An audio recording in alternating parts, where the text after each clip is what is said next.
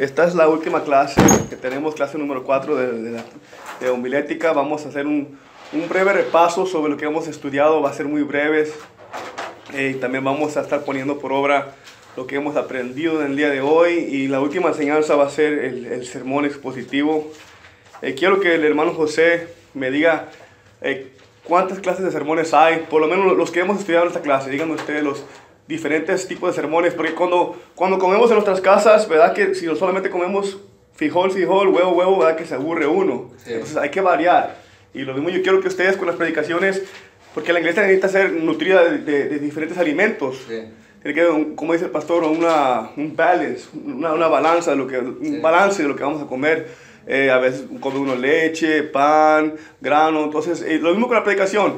Dígame usted, ¿qué clase de sermones hemos aprendido en esta clase? Hemos aprendido acerca del sermón temático. Temático. El textual. Textual. El biográfico. Biográfico. Y el doctrinal. Ahorita, ¿cuál es uno de sus preferidos o cuál usted haya más fácil de componer? Yo pienso que el textual. ¿Es el más fácil o más interesante? Okay. Bueno, se me hace más interesante. Okay. El textual y también el biográfico. Okay. Y hablamos que el mensaje más común que todos predicamos, ¿es a cuál? Es el temático. El temático. Todos predicamos sermones temáticos. Hermana Alvarado, usted ha perdido ciertas lecciones en esta clase, ha aprendido cosas que se deben de hacer y que no se deben de hacer del altar. Dígame una cosa que no se debe de hacer de un altar. No criticar, tratar de ser de bendición. ¿Qué pasaría si, por ejemplo, si alguien viene a la iglesia y se quiere quitar la vida y usted se pone a dar una predicación que no es alentadora, sino que al contrario es ofensiva? ¿Que usted cree que esa persona va a ser edificada por eso o usted cree que esa persona puede terminar quitando su vida? Porque el propósito es motivar, ¿verdad? O sea, tenemos que motivar al que viene a escuchar, porque como dice usted, si viene en una situación difícil y salimos con cosas que no lo edifican, pues al contrario lo vamos a destruir. O sea, tenemos que... Ay, se me olvidó la palabra. Edificarnos, sí, alentarnos, no traer almas al arrepentimiento para Jesucristo, enseñar, instruir. La palabra del Señor, dice el apóstol, dijo, no nos predicamos a nosotros mismos. No, yo no vengo a predicar a José o a Cornelio, yo vengo a predicar a Jesucristo resucitado. Entonces, sabemos que el Salvador del mundo se llama Jesús. El Dios se manifestó en carne, vino y por un propósito, para salvarnos, para darnos vida eterna. Dice que el ladrón no vino sino para hurtar, matar y destruir. Pero él vino para darnos vida, ¿y darnos vida en qué? En la abundancia. Entonces, me gustaba la predicación que daba el pastor. Dice que el testimonio de Jesucristo es el espíritu vivo de Dios. O sea, el testimonio, la palabra de Dios es viva y eficaz. Entonces, no solamente es que aprendamos unas notas o ciertas enseñanzas, pero quiero que hagan en nosotros mismos, hermana Machado, un cambio de conducta, un respeto más profundo para los predicadores, porque a veces las personas no saben porque el mensaje solamente se sirve, pero se dedican horas y horas en esto. Debemos dedicar tiempo en el mensaje, porque todo lo que hacemos lo debemos hacer con excelencia, porque es para el más altísimo. Hablamos de ciertos consejos, cosas que uno no debe de hacer. Por ejemplo, insultar, ofender. Hablamos de los propósitos que era para ayudar a las almas a venir al arrepentimiento, para instruir las almas que están caminando vidas erróneas. Y también hay ciertos, ¿cómo se dice? Cosas que uno no debe de hacer en el altar. Por ejemplo, una de ellas hablamos de que no debe uno nunca subirse al púlpito y decir, ¿me siento qué? ¿Alguien ayúdeme, por favor? Nervioso. Me siento nervioso. ¿Por qué no? Porque ¿qué es lo que está demostrando desde esa persona? Está metiendo inseguridad. Eso es inseguridad, su falta de preparación, tal vez no yo. Entonces no haga eso no es bueno para usted. Eso le va a hacer bien su deficiencia, sus debilidades. No haga eso. Hablamos de cómo preparar un sermón bíblico. Hablamos de es necesario la oración. Pedirle a Dios que nos ayude, que nos guíe. En una predicación, si no es guiada por el Espíritu Santo, en sí va a ser una predicación, muy seca, un poco tediosa. Siempre debe ser acompañado todo, número 2, ahí, con la unción de Dios, con la autoridad de Dios. Hablamos de los diferentes propósitos de la predicación, qué hacer, qué no hacer. Hablamos del... Yo considero esto lo más importante para una predicación. de no hacer ensaladas. ¿Se acuerdan de esto? Sí. Porque muchas ensaladas van a traer confusión. Yo he visto personas que piensan que si hablan de más temas se van a ver inteligentes. Pero hermano, yo no quiero que ustedes se suban al altar para que alguien diga, wow, no, qué inteligente, porque habla muchos temas. No, eso va a traer confusión. Solo hable un solo tema, no haga los mensajes tan largos. Hablamos de todo esto, pasamos rápidamente. Hablamos de las diferentes partes que se compone un mensaje. Tal vez usted no tiene la oportunidad de ir a una clase, un instituto bíblico, pero queremos ser de bendición para ustedes. Aquí mis hermanos han participado, mi persona, queremos ayudarles. Hablamos de que debemos tener un texto bíblico, venimos a predicar la palabra de Dios. Debe de haber un cierto tema, no 2 temas, no 3 temas. Debe de haber un título en la predicación. ¿Por qué? Porque el título es el anticipo de lo que se va a hablar. El título es como el menú de un restaurante. Dice ahí papas fritas, torta de fajita. Entonces usted sabe más o menos lo que va a comer. Aún no sabe si está rico o no, ¿verdad? Pero ya tiene una idea. Entonces esto es lo que hace. Prepara al pueblo, prepara sus mentes, sus corazones para que ya vayan. Usted le está diciendo, look, we're going to preach about this. Vamos a predicar de esto. Están listos. Entonces ya tiene una idea. Pero si usted de repente se sube, hermano José, y dice, voy a predicar de David en este día, un sermón biográfico, pero se pone a hablar de Abraham, ya es algo descontrolado. No hagan eso.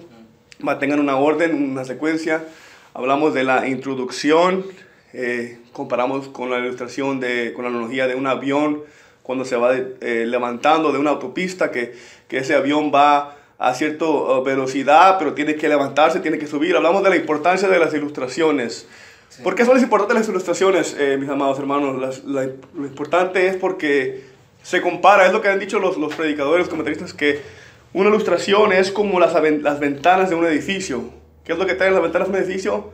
Traen claridad, sí. Traen luz, ilustran. Entonces, de repente el mensaje puede estar muy bueno, muy ungido, pero no todos, pero hay ciertas personas que no tienen la capacidad tal vez de retener lo que usted está predicando. Entonces la ilustración le va a dar claridad, es lo que va a hacer. El oyente cuando se vaya a su casa, lo que él se va a acordar, él se va a acordar de la ilustración. Yo sé que esto se oye como que pues, se tiene que acordar de la Biblia, hermano, sí, pero sí. La ilustración lo va a llevar a la Biblia. Sí, así es. Entonces son importantes las ilustraciones, parábolas, anécdotas, son cosas muy necesarias y muy bonitas. Me gustaría compartir una con ustedes que leí recientemente y es bíblica. Entonces dice que todos hemos leído sobre el hijo pródigo, amén. Sí, amén. Todos hemos leído esa situación y yo nunca lo he visto de esta manera, y cuando ahora que lo voy viendo digo, wow, qué bonito es esto. Se dice que el hijo mayor estaba molesto. ¿Por cuál razón? Porque el papá había recibido con bombo y platillo al hijo. Amén. Entonces, hermana Machado, ¿está bien su garganta? ¿Puede hablar un poquito? Sí. ¿Qué fue lo que hizo el hijo pródigo? Ayúdenos un poquito. Pidió la herencia al papá y se fue y lo malgastó toda su herencia. ¿Y después qué pasó con él cuando hizo eso? Ya cuando se vio arruinado, que buscó dónde comer con los marranos. ¿Y qué dijo él? En la casa de mi padre había abundancia de alimento que para los siervos. Y hermana Alvarado, cuando él viene para atrás, el padre estaba molesto, el padre estaba contento. ¿Cómo miramos al padre en la Biblia? ¿Cómo nos ilustra la Biblia al padre? Cuando él mira a su hijo que se había ido. Porque él se había arrepentido. Y yo lo que veo que pues realmente, al menos el pródigo se fue y pecó y todo y se arrepintió. Pero el que se quedó estaba peor, yo creo, porque pues tenía envidia, ¿no? Imagínense, en vez de regocijarse porque llegó su hermano, se molestó. Sí, él ahí lo tenía todo, cuando quería lo podía agarrar, pero se vio la malicia en él, ¿no? Me gusta mucho que entra un poquito más profundo. A veces se ilustra esto mucho para hablar se dice entre cristianos, que cuando viene el que se ha apartado, que el que ya está aquí se molesta porque hacen regocijo, hacen fiestas, pero dice, es necesario que hagamos fiesta. Tu hermano, mi hijo estaba muerto, pero ha regresado a los muertos, ha vuelto a vivir. Me gusta esta clase de ilustración, que es bíblica, que es una parábola. Nos da ejemplo de 2 personas. Uno le dice al padre, yo soy bueno, te he servido, todo el tiempo he estado aquí, mira aquel, él es pecador, él es falto, yo te he sido fiel. Además, yo no tengo ni que pedirte perdón porque yo he sido obediente, se autojustifica solo. ¿Vemos esto? Y el otro, padre, he pecado contra ti. No soy digno de ser llamado tu hijo, tómame como uno de tus siervos. Vemos que el uno se autojustifica solo, no necesita perdón del Padre por sus acciones, pero dice la Biblia que hay más fiesta en los cielos cuando se arrepiente que un pecador. Vemos a este que dice, he fallado, porque todos hemos fallado. He pecado y vemos que el Padre, cuando hay esa conversación entre el Hijo Mayor y el Padre, no vemos que hay otra vez una reconciliación, ¿verdad? Que no vemos nada, nomás le dice, pues todo lo que tengo es tuyo. Pero vemos que el Hijo Menor se le hace una gran fiesta, una gran celebración. Dos personas, el que se justifica solo ante Dios y el otro que reconoce que tiene plenitud de pecados y reconoce que necesita el perdón del Padre. Entonces, de la Biblia tomamos esta ilustración de la Biblia, hermano José. Entonces usted está en el altar y usted hace el llamado y dice la Biblia que el que viene al Padre, ¿el Padre qué? No lo rechaza. Entonces usted va a dejar que el pueblo mismo, el Espíritu lo orgulle. ¿A cuál es usted? ¿Y a cuál es usted? Es el que se justifica ante el Padre, no necesita perdón de pecados, usted es perfecto. Y si es perfecto, pues discúlpeme, no sabía que estaba aquí otra vez Jesucristo, otra vez reencarnado. O es una persona falta que sabe y reconoce que necesita perdón de pecados del Padre. Entonces, eso está bonito, yo nunca lo he visto de esa manera. Wow, dos clases de personas. El que se justifica y el que reconoce que ha pecado. Entonces, esas son ilustraciones que podemos sacar aún de la misma Biblia. Y da mucha claridad, hermano José, da mucha claridad. ¿A cuál se considera que es usted? El mayor, porque todo yo soy el mayor. Yo no me voy para el mundo a tomar, a pecar, pero no, veámoslo un poquito más profundo. ¿Cuáles somos nosotros? ¿El que se justifica solo o el que reconoce que necesita perdón del Padre? Yo reconozco que necesito perdón del Padre. Yo creo que hay mismo, esa ilustración misma de la Biblia es muy bonita y es muy hermosa. Hablamos de las diferentes, que en el mensaje hay diferentes cuerpos y divisiones. Usamos la analogía, la ilustración de un avión que va de destino de un lugar a otro y cada destino va llegando a algo diferente. Usted va viendo algo diferente, o sea, diferentes árboles, mar, agua, pero van llevándolos al mismo destino, al mismo lugar. Entonces, acuérdese que en las divisiones en el cuerpo es donde usted va a desarrollar el mensaje. No tiene que soltarlo todo, porque yo he visto personas que lo sueltan todo de un solo en la introducción. ¿Y qué es lo que pasa si uno come muy rápido? Ay, tenía bastante hambre, hermano, viendo fe, me comí 2, 3 y ya quedé full. Despacito. ¿Por qué? Porque tiene cuerpo, tiene desarrollo. Tome su tiempo. No tiene que ir tan acelerado, no tiene que ir tan rápido. Para eso está el cuerpo, las divisiones, para que usted interprete, para que usted ponga la aplicación, por qué, de qué manera. Y hablamos de que todo llega a su momento culminante, al broche de oro, ¿a la qué? A la conclusión. ¿Dónde podemos dar una ilustración aquí? ¿En qué lugar podemos dar una ilustración? Entre el 1 y el 2.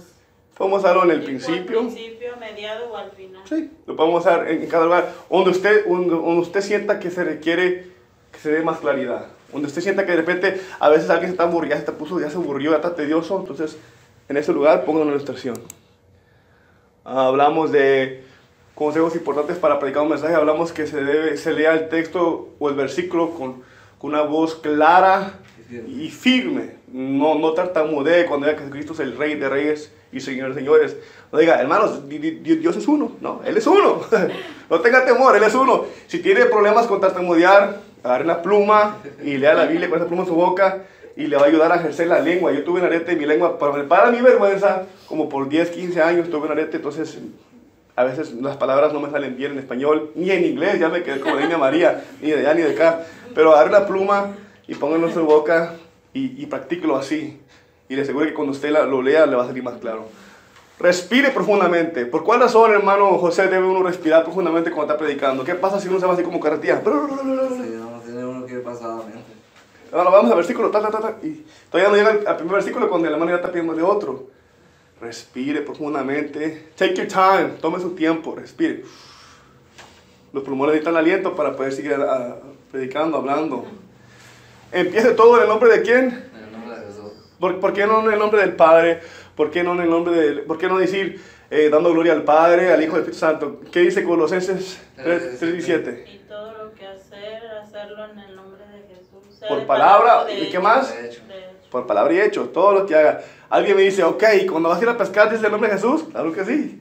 En el nombre de Jesús voy a dar un montón de pescados. Entonces, todo se hace en el nombre de Jesús. Todo. Dice que por palabra, hecho, no deja nada fuera. Todo. Dice, no quite ni añada la palabra de Dios. No lea un versículo. Bueno, la Biblia dice que Dios es uno, pero yo creo que es 3 en 1. Entonces usted le está quitando, le está añadiendo. No haga eso porque puede venir a temas sobre nuestras vidas. Hablamos de la importancia del contacto visual. Alguien me dijo, es bueno memorizar el mensaje. Si usted lo puede hacer, si tiene la capacidad, hágalo, pero mantenga las notas ahí. O mantenga un summary, hermano José. Mantengamos un sumerario ahí, resumido a un ladito. ¿Por qué? Porque de esa manera usted puede mantener el contacto visual con las personas cuando está predicando.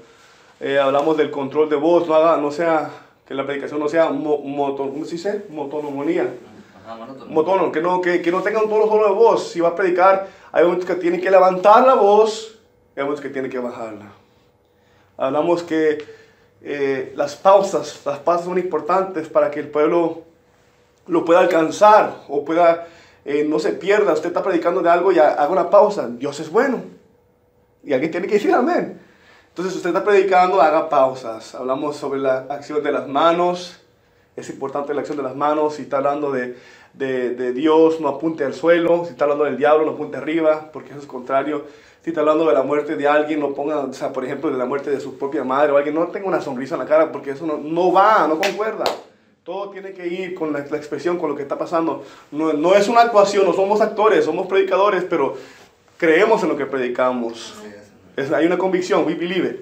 Hablamos de la postura del cuerpo, de la importancia de la postura del cuerpo, que si de repente el hermano Cornelio está así como agachado de un lado, van a decir, pobrecito, tiene una pierna más corta que la otra. Entonces parece derecho, firme, demuestra mucho la postura de las personas. Hay una clase que se les da a los que hacen hiring, los que contratan, dice que si la persona en la entrevista, si está así, muy a la silla, que está nervioso, ¿verdad? Se ve nervioso. Oh, sí, yo quiero trabajo, sí. Pero la persona que está sentada firme así, demuestra seguridad, ¿me entiendes? Entonces, todo concuerda a la predicación, todo tiene parte. Hablamos del uso del micrófono.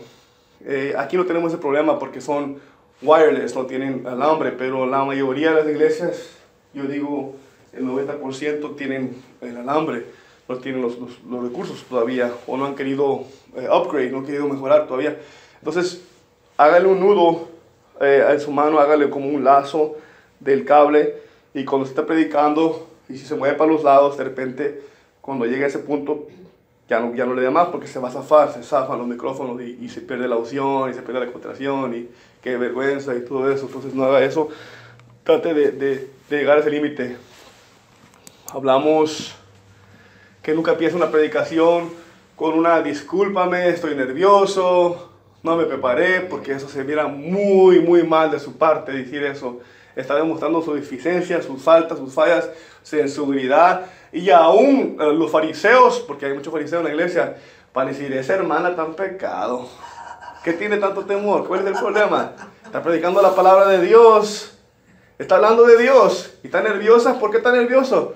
¿Por qué te escondes? ¿Dónde estás, Adán? Escondí, tuve temor. Entonces, nosotros no nos tenemos que esconder de Dios.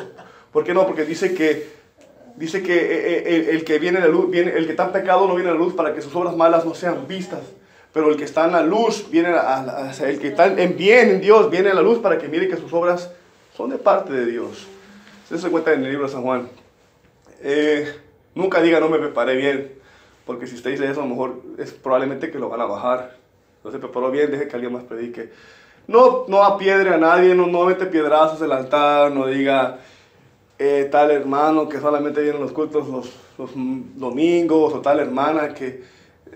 ciertas convicciones que son personales no tenemos que aplicarlas a otras personas. Hay convicciones bíblicas y hay convicciones personales. De repente a la hermana le gusta ponerse el chongo al lado izquierdo, no le pide a la hermana que ponga el chongo al lado derecho. No haga eso, eso son cosas de niños. El insultar, el ofender no va a ayudar a nadie, puede dañar, y si la persona no tiene la madurez, la van a echar fuera de la iglesia.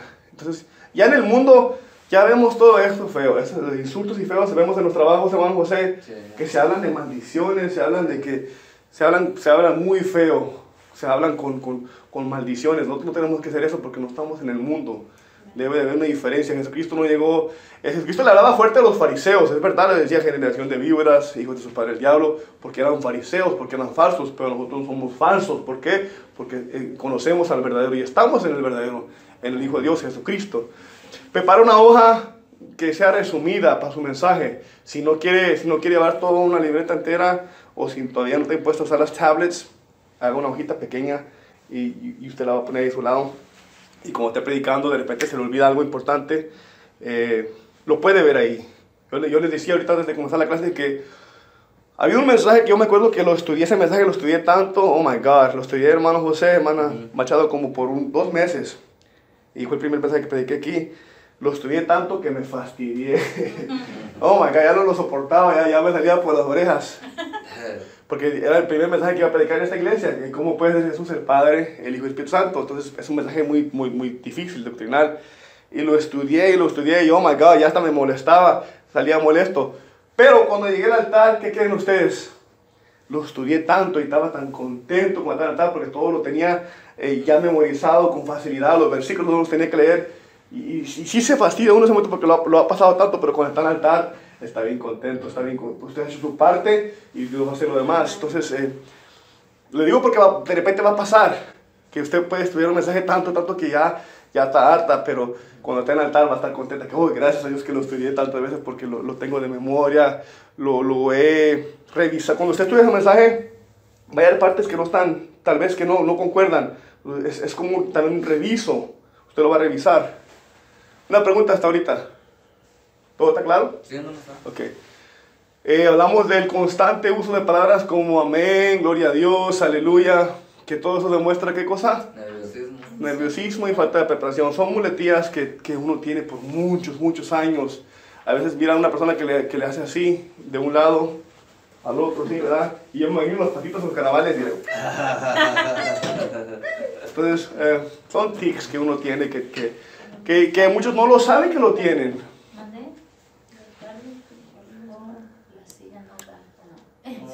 Okay. ¿Quieres esta silla? Toma esta silla, yo no me siento como quiero. Hablamos de los diferentes tipos de sermones y predicaciones que existen. Vamos a ver esto rápidamente.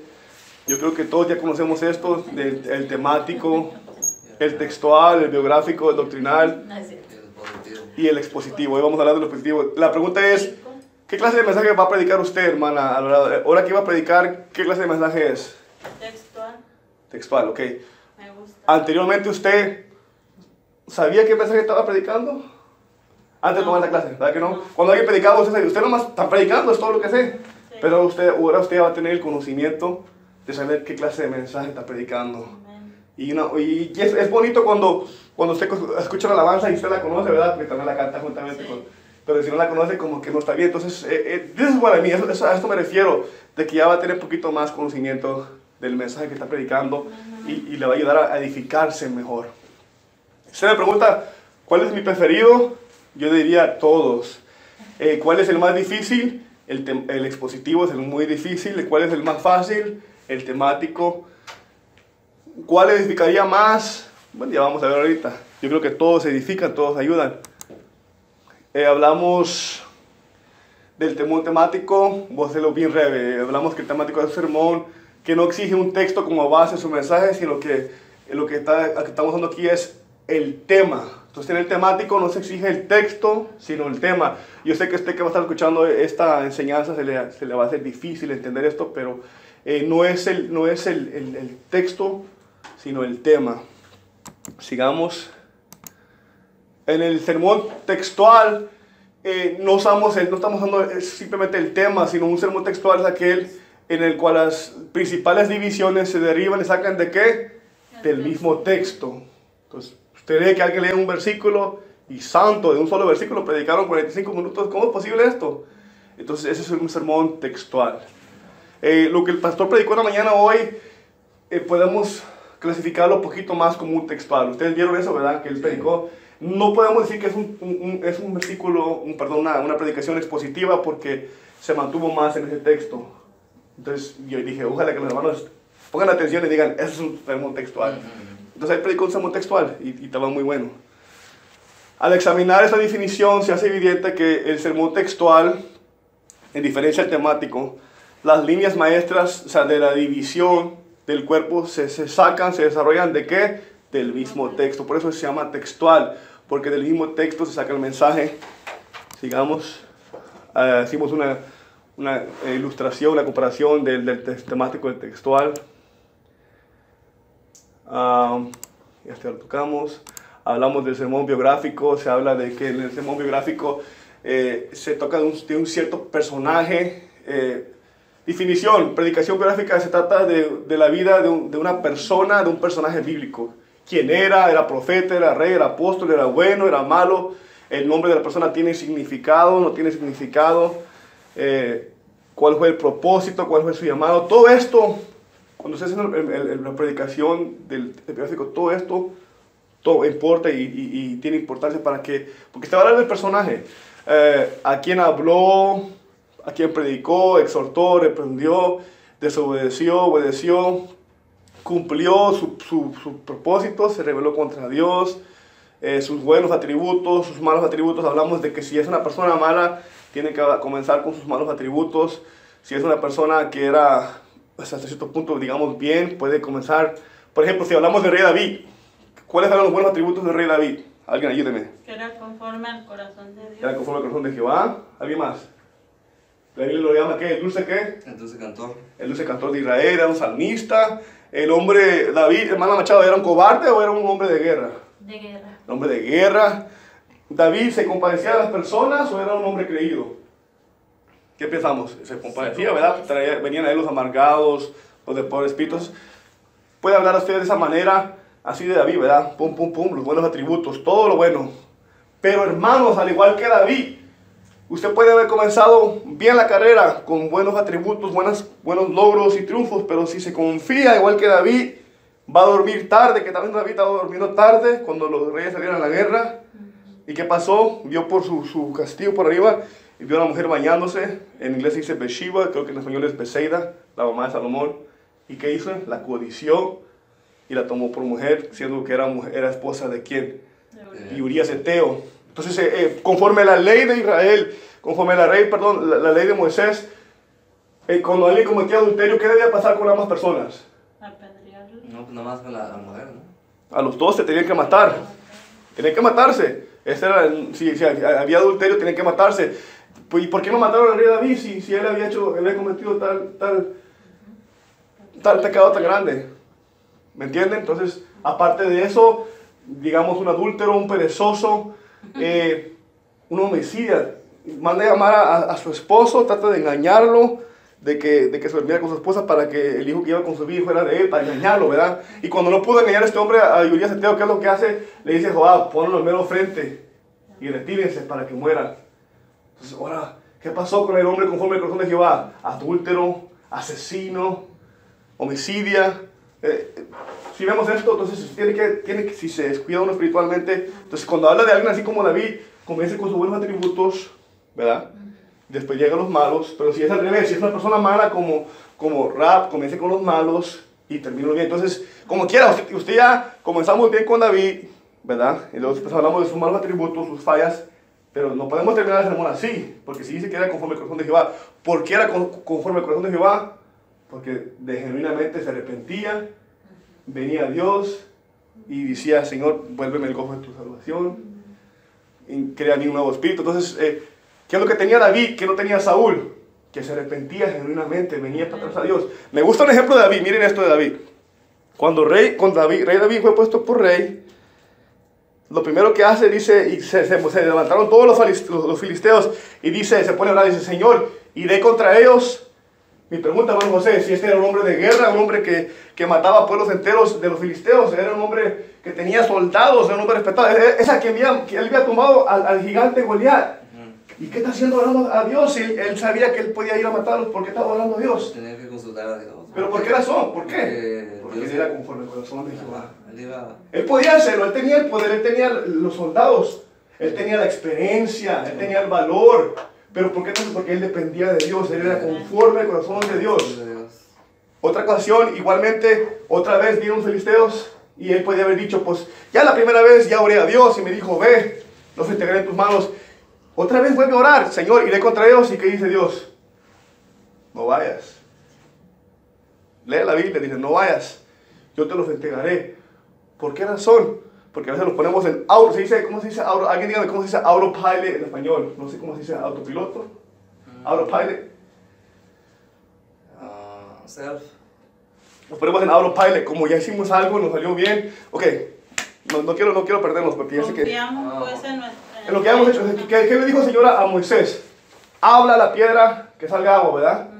Entonces la segunda vez dijo Moisés, pues la primera vez le hablé, y igual que la primera vez, otra vez va a salir agua, pero la segunda vez dijo, dijo golpea la roca. La primera vez dijo golpea la roca, la segunda vez dijo habla a la roca. Entonces nos acostumbramos a que ya de esta manera ya triunfé, lo voy a volver a hacer otra vez así de esta manera, sin consultar a Dios, sin preguntarle a Dios. Entonces David era conforme al corazón de Jehová, porque él, aunque era un hombre de guerra, aunque era un hombre que ganaba muchas batallas, siempre buscaba la dirección de Dios. El único tiempo que no buscó la dirección de Dios es cuando estaba de perezoso.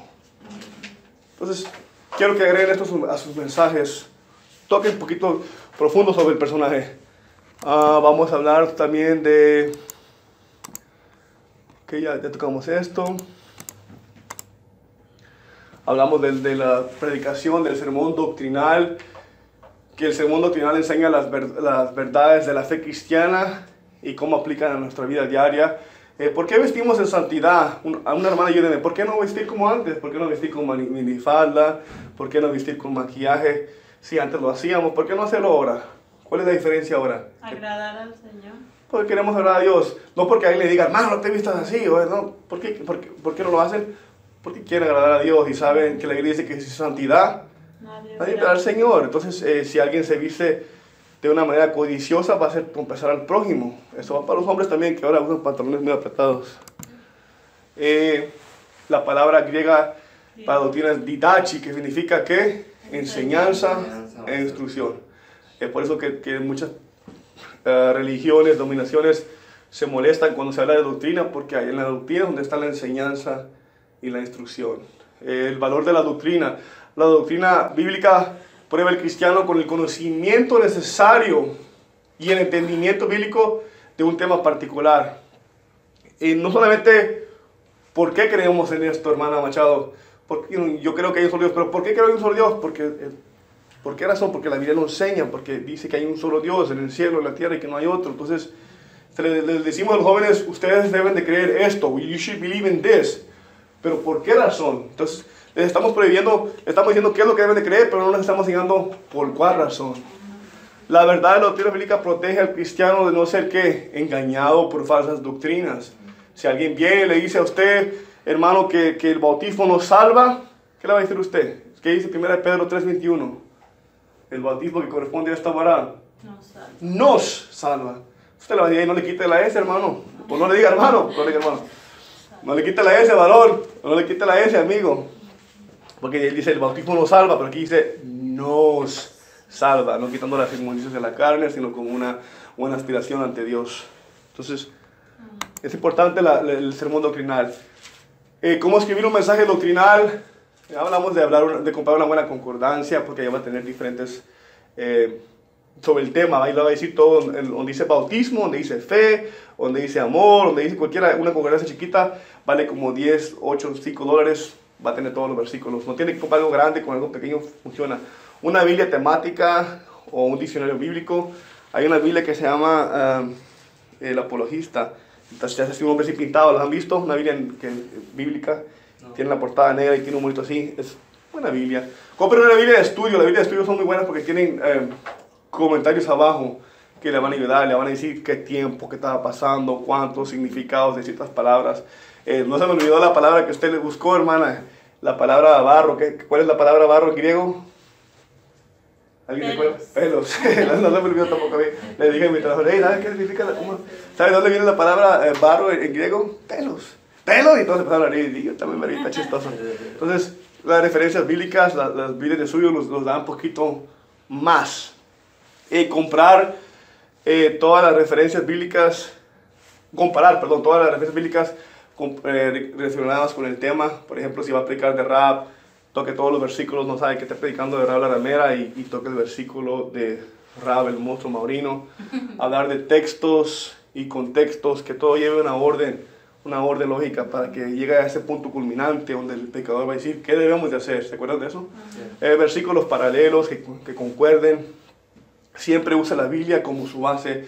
de información. Es bueno memorizar el versículo, es bueno memorizar el mensaje, sí, pero también es bueno que el que viene, el visitante, lo lea, que él lo mire con sus ojos. Usted le dice que es el perdón de pecados en el nombre de Jesús, pero que él lo mire. Vamos a Hechos 2:38, que él lo mire, que él lo lea, que él lo compruebe por sí mismo. Vamos a ver qué razón. Van a ser las 3. Tomamos el break. ¿Quieren que tomamos el break? ¿Sí? ¿No? 5-minute break, 10-minute break.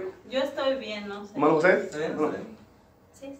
Ok, vamos a tomar el break por 10 minutos. ¿O también o no? ¿No entendí? ¿Dijeron que sí? ¿Dijeron que no? No, pues No, podemos seguir. mejor Ok, sí. vamos a seguir con la predicación entonces. Entonces, ahorita aquí un hermano, una hermana valientemente van a presentar un mensaje. Gloria a Dios.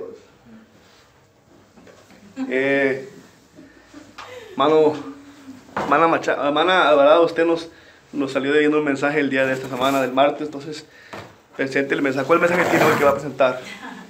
Quiero que cuando se suba diga el mensaje. Se va a poner aquí en el medio. ¿Le traemos la esa para que no batalle? Okay. Vamos a dar una pausa en lo que el hermano José trae el stand. Fin. El título, el oficio hijo tendrá un fin. Pero aunque ya no es hijo de la humanidad, cuando él resucita, do you understand? Son dos diferentes temas diferentes. Si hablo de la doble naturaleza y del hijo. Entonces, se puede hablar muchos temas del hijo, muchos, o del padre, muchos. Pero como dice usted, que estaba generalizando. Entonces, aunque yo puedo hablar de muchos temas del hijo, el hijo nació bajo la ley, nació bajo mujer. Entonces, puedo hablar y decir que el hijo también es el Cordero de Dios. Entonces, son muchos temas de un solo, del hijo, del padre o de la santidad. Pero, try to make it más directo. No sé si me estoy explicando bien, creo que estoy fallando en esto ahorita. Que sea más claro. That's all, más claro. More simplified. Entre más simple lo haga usted, más lo vamos a gozar. Sí está bien que todo lo que dijo lo va a enriquecer, pero que sea más un solo destino. Si voy de aquí, yo quiero llegar ahí, no quiero dar tantas vueltas, nomás llévelo más simple, más claro y tendrá mejores resultados. ¿Alguien más tiene un mensaje, hermana Machado? ¿Usted quiere participar y le tiene la salud posible? No. Ok. Bueno, yo quiero que vamos a dar una pausa al hermano José y a la hermana porque tienen el concepto y tienen la idea general. Sí. Solamente falta acomodarlo un poquito, pero en sí están haciendo. Yo les daría un 80. Si hay un 100, no les puedo dar un 100, por favor, 80. Hermano, Mándele. ¿por qué dice que él debe ser más directo y más simple? Bueno, yo sí le entendí. Sí, tal vez sí, yo también lo entendí. Estaba un poquito vagado, solamente estaba un poquito vagado. No todos vamos a entender, porque él es muy sabio, él tiene mucho conocimiento, entonces, y eso es bueno, la información, todo eso es muy buenísimo y siga haciéndolo. Pero en lo que yo me perdí un poquito fue en un solo tema, en eso. To be more specific, que fuera más claro. Tiene que repetir el tema. No, es que lo que él dice es que sea. Que el tema de la misión del gran más claro, más local, más. Ya. Más abstracto, más local. Las profecías todo estuvo bien, pero como él comenzó con Abraham, y luego se fue a Isaías 9:6, y luego se fue a la resurrección, entonces, exactamente cuál es el tema que me quiere hablar, que me quiere dar a entender.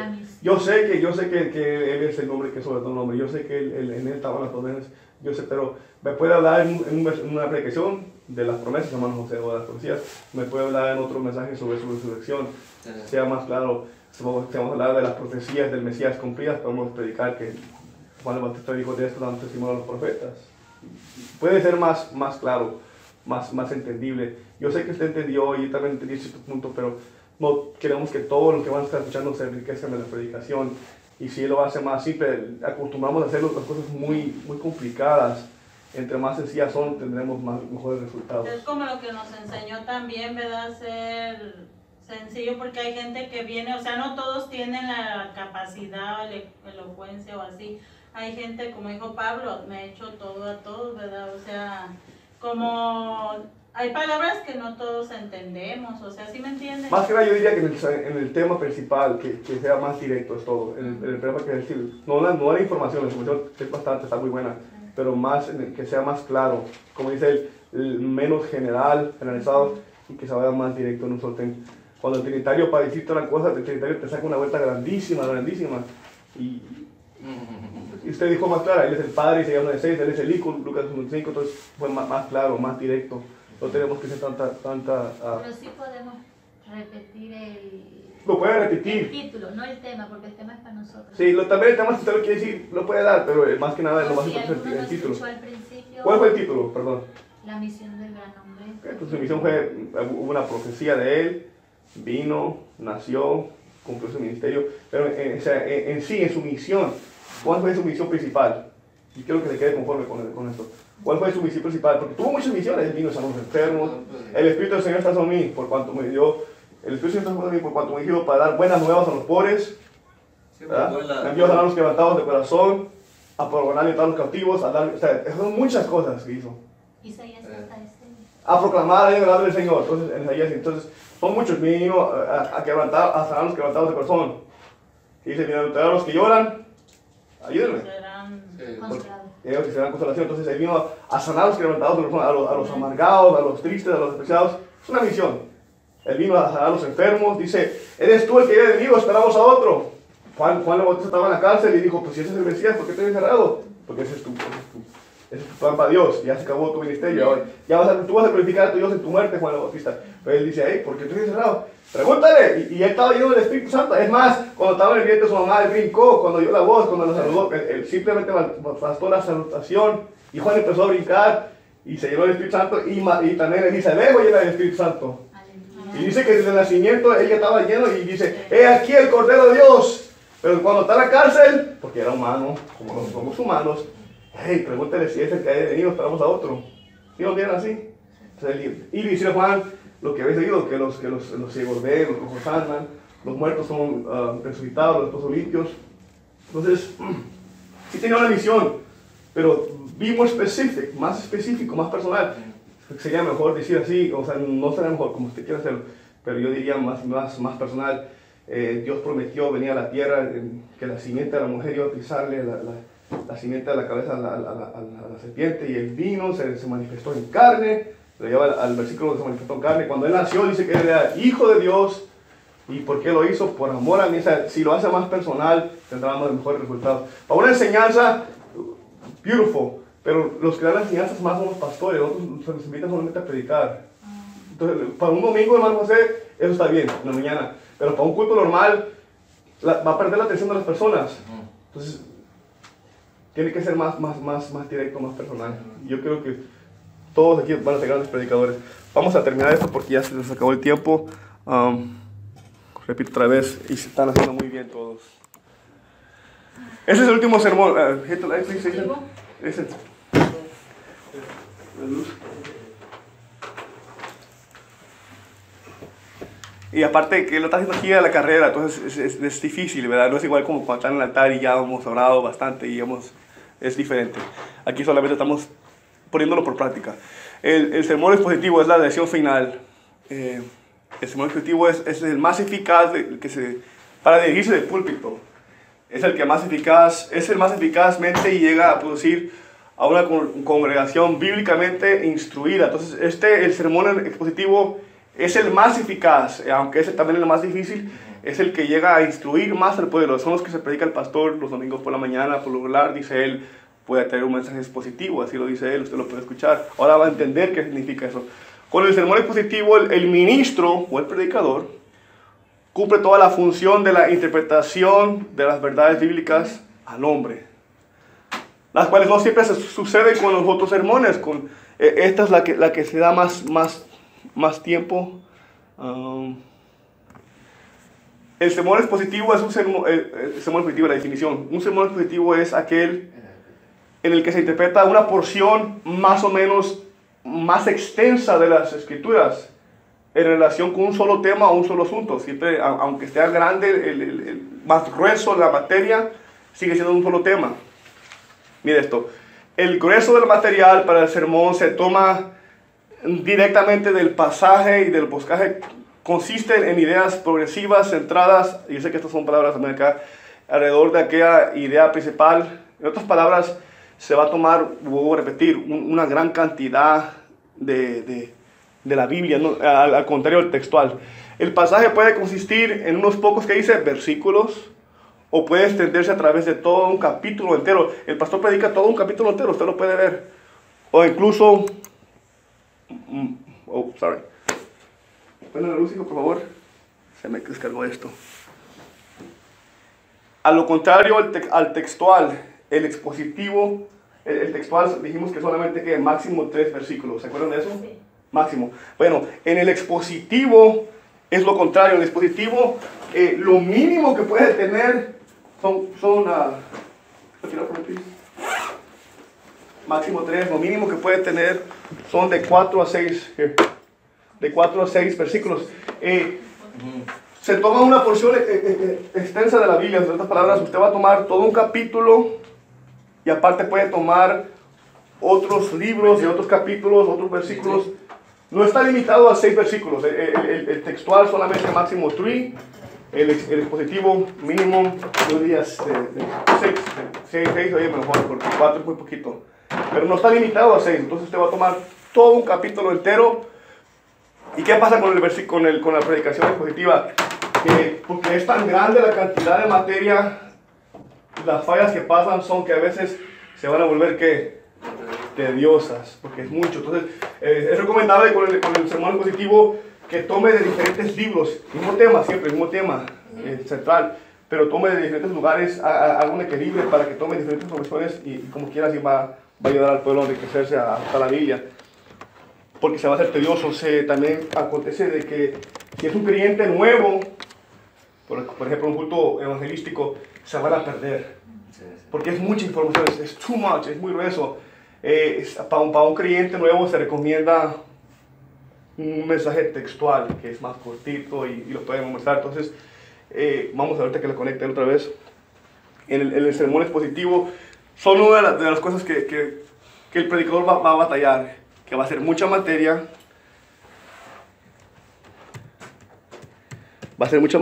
y en sí él mismo se puede perder. Si no puede nomás pasar el capítulo, leerlo así nomás y ya tengo el tema central. No, tiene que estar la esfera del mensaje, tiene que estar profundamente desmenuzarlo, hermano José. Ahí sí puede ser, ahí sí, porque es un expositivo.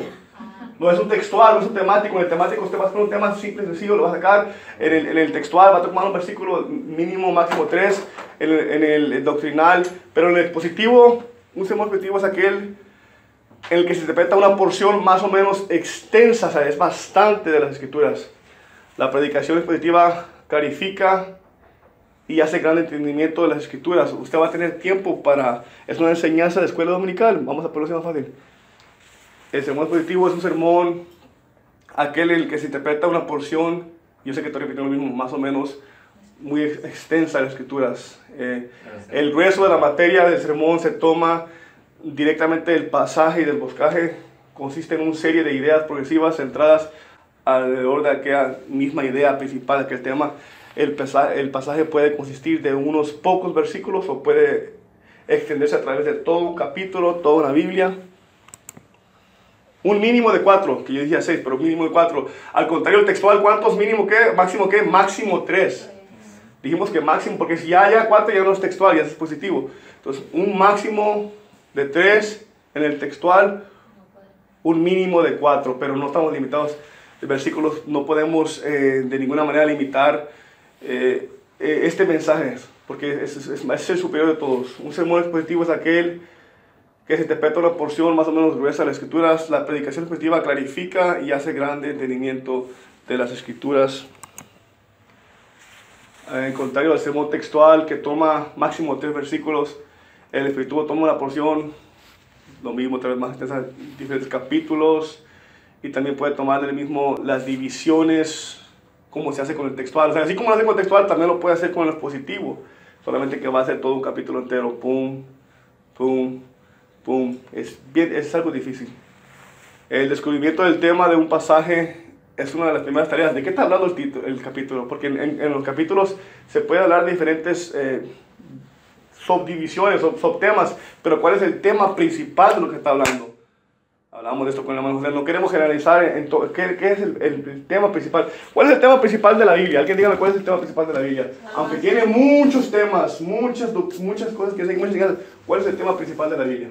Salvación. Dios vino y murió por nosotros, nos salvó.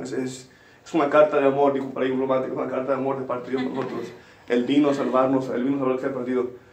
Pero nos habla, como decía el hermano, nos habla de cómo pasó, cuáles fueron las profecías, de qué manera. Entonces, el expositivo toma una cantidad grande de materia, lo interpreta, lo desmenuza y lo va presentando al pueblo. Eso es muy bueno, el expositivo es muy bueno para los que ya son salvos, para los santos, para el pueblo que ya, como por ejemplo nosotros que estamos aquí, los va a ayudar a enriquecer nuestras vidas espirituales, nos va a dar mejor entendimiento de ciertos temas, porque ya podemos soportar, ya tenemos lo básico de la doctrina. El descubrimiento del tema de un pasaje es una de las primeras tareas en el desarrollo del sermón expositivo. Es importante que el predicador pueda hacer un estudio, un exégesis exégetico de la palabra de Dios. Tiene que entrar, ahí está el hermano José, el hermano Cornelio. ¿Te acuerdas que teníamos aquellos libros? Literalmente así está, eso sería eso, pero sí va a estar. El varón está buscando diferente materia sobre el significado, acontecimientos, la etimología, todo, porque esos sermones positivos es algo muy profundo. Es el más eficaz y es el más apropiado. Sé que esta del expositivo siempre quedamos cortos porque es mucho en sí el tema, pero lo principal que quiero que sepan es de que lo mínimo que podemos usar ahí dice que son 4 versículos. Entonces, tengan en mente, si hiciéramos un examen, la pregunta sería ¿cuántos los mínimos versículos que podemos tener para un expositivo? Lo mínimo son 4. ¿Cuántos lo máximo que podemos tener? ¿Alguien dígame? No hay. No hay, porque requiere una gran cantidad gruesa de materia para poder presentarlo. Un mensaje expositivo no sería muy bueno para un creyente. ¿Por cuál razón no, hermano José? Porque va a ahogar demasiada información. Pero sería adecuado para quién? Para los que ya estamos salvos. Los que ya están salvos, los va a ayudar a crecer en su vida espiritual, les va a dar la madurez necesaria. Si lo podemos poner de esta manera, gelatina y ya comida gruesa. Entonces, la gelatina está rica, ¿verdad que sí? Pero está mejor la comida ya gruesa. Se requiere un exégesis profundo del tema, el tema central, aunque es un capítulo grandísimo y aunque tiene subdivisiones en pequeños temas que generaliza la Biblia, tiene un tema principal ahí en ese que es el que usted va a sacar. No lo puede leer nomás de un solo, tienes que repasarlo y leerlo. Alguien diría en la parábola del hijo pródigo que lo único que está hablando ahí es de que alguien de que se aparta del Señor y viene para atrás, ¿verdad? Es lo que todos hemos oído, ¿verdad? Pero si lo vemos más a profundo, ¿qué vemos? Que en verdad nos enseña a 2 personas, uno que no necesita perdón y uno que sí necesita perdón. Entonces a eso me refiero, a entrar más profundo, que se haga el exégesis del tema. No tiene límite de los capítulos. Usted puede usar 2, 3 capítulos, 4 capítulos, es bastante información. Ahí en los del hijo pródigo le puede usar el título de la redención de los muertos. Claro que sí. ¿Sí? Okay. ¿Aplica o no aplica, hermano José? Claro que sí, está hermoso. Se aplica, también se puede usar el perdón del Padre. O sea, el Padre que dice que nos amó aun cuando éramos pecadores. Sí, dice que la Biblia que siendo unos pecadores, Cristo murió por nosotros, ¿verdad? Eso que dice la Biblia, por amor a nosotros. Mi pregunta para ustedes, si siendo un pecadores, Él murió por nosotros, ¿qué más hará Dios ahora que ya somos sus hijos? ¿Me entienden? Si ya dio todo por nosotros cuando éramos pecadores, cuando éramos los peores vil, y ya entregó todo lo que o sea, siendo rey se despojó, y ahora, yo sé que ya estoy predicando, pero déjenme terminar esto así. Y ahora que ya somos sus hijos de Él, ¿qué más puede hacer a mí? Usted dice, no, yo mejor me voy a apartar del Señor porque ya he fallado. No, en este mensaje, en el expositivo, usted va a declarar las verdades de la Biblia, y hay menos errores, usted puede cometer menos errores porque usted lo puede leerlo más extenso. Por ejemplo, cuando yo me convertí, yo decía a mi esposa, no comamos comida de marrano porque es pecado, es contra la ley. Pero todavía no había pasado de la ley. Ya cuando pasé de la ley dije, men, ya es como 6 meses que no como. Entonces, sí, no, pues sí me entienden, así me entienden de esa manera, que ya en el expositivo usted entra más adentro. No solamente está en el tema de que bajo la ley no pueden comer puerco, ni nada de eso, ni chancho. Nada de eso. Yo me peleaba con todos, pero eso es pecado, pues no sabía. Pero ya en el mensaje expositivo, usted, como el hermano le leyó del principio al fin, y es bonito. No se puede dejar de insistir demasiado en la importancia del estudio del pasaje. Ahí está el Red Bull, mire, pero dice que son malos para el corazón, entonces mejor tomen un trago de proteína, son mejores para la salud. Así pasa a veces el predicador, aunque usted no lo crea, así pasa el predicador. Es difícil estudiar en el día para muchas personas porque los niños están despiertos, están corriendo, el esposo, la esposa, el trabajo, los afanes, pero ya como a las 11 de la noche, que ya está cansado uno, ¿verdad? O a las 5 de la mañana, porque a algunos les gusta madrugar, que está todo callado, está todo en silencio, solamente está usted en Dios, usted se pone a orar, se pone a clamar. Señor, ¿qué tienes para tus ovejas? Señor, yo quiero tener un mensaje que sea edificativo. Señor, yo quiero ser guiado por el Espíritu Santo. Entonces, es un mensaje profundo, usted lo va a sacar y a veces se va a quedar dormido. ¿Para qué queremos tener un celular a un lado como ese hombre? Para buscar ciertos versículos, nos ayuda. Estudiando, no predicando. Sí. Significa que tendrá que pasar horas en oración y un penoso estudio. Significa que estudiar bastante, con una concentración total del pensamiento. ¿Qué estaba pensando el que escribió el libro? ¿Qué estaba pasando? ¿Por qué? ¿Qué razón? ¿Qué estaba pasando por él? ¿Por qué estaba desanimado? ¿Qué le pasaba? ¿Por qué lloraba Jeremías? ¿Qué había pasado? ¿Qué había hecho el pueblo? ¿Y qué había hecho Dios? ¿Y cuáles eran las consecuencias? ¿Y qué pasó? ¿Y cómo terminaron regresando para atrás? Todo eso es ya positivo, ya tiene más tiempo. Para aprender la intención del escritor, para entender la intención del escritor sagrado, del verdadero significado. Una persona, hermanos, que lee la Biblia, que se consagra a Dios, va a tener poder. ¿Ven? Dicen, tiene un libro. Muchos años han querido destruir este libro. No lo han podido destruir. Esto era un contrabando, todavía es contrabando en países comunistas. Es contrabando. Si lo vayan con la Biblia, lo van a matar. Pero nosotros tenemos la libertad de poder estudiar esta palabra. Y no solamente tenemos la privilegio de estudiarla, sino que en esta iglesia, porque en lugares no lo permiten. Hay iglesias que no solamente el pastor predica. Aquí se nos da el permiso de crecer. Y de poder compartir la palabra para el día de mañana. Cuando el pastor vaya con el Señor, o el día de mañana manden a uno de ustedes a predicar a un lugar, una iglesia, usted llegue con autoridad, es mi deseo, que llegue usted a una iglesia, a un lugar con autoridad y con poder, y sea cortés, siempre dé gracias al pastor, al que le invitó, y usted lea la Biblia, hermanos, confiando no en su fuerza, hermana, no en su sabiduría, hermana, para que no esté nerviosa, sino confiando en el Señor Jesucristo, y usted pueda dar una variedad de mensajes, sea temático, sea textual, sea doctrinal, sea biográficos, positivos. Usted puede dar un mensaje. En los positivos va a tener un tiempo. Ya cuando lo pueda hacer, gloria a Dios, va a tomar tiempo todo esto. No va a ser de un día al otro. Vamos a ponernos de pie. Vamos a orar para que despedir esta clase.